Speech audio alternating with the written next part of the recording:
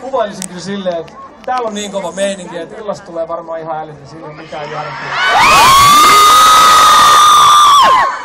No, sulla on kans tänään bileet tiedossa, koska sun haastajalevy, sä pistettiin Päijän pihalle ja sulla on levyjulkkari bileet tänään. Mitä toi levy sisältää? No, levy sisältää hauskoja mukavia biisejä ja hyvää meininkiä ja varmasti sopii ihan jokaiselle ja jokaisen ikäiselle.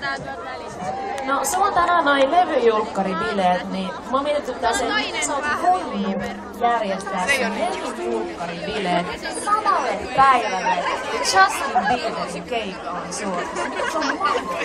Sanopa se, mun bad, mut ei se mitään. Ei itse päästä kattoo Justinia ollenkaan. En mä valitettavasti ei. Mulla on niin älyttömästi tänään kaikkea, että mä en pääse. Jää, meidän pitää kertoa sulle sit minkälaista. Todellakin, kerrotte kaiken, otatte paljon kuvia.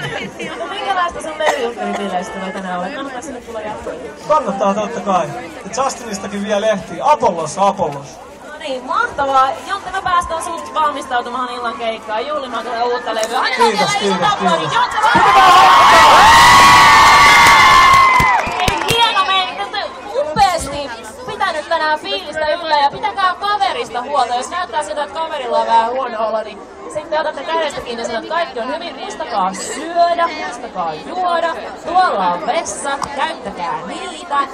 Tuolla on myös EF:n koju, käykää siellä osallistumassa upeisiin kilpailuihin. Niitä siis tänään siellä on käynnissä ja meillä on ensimmäinen voittaja, joka on voittanut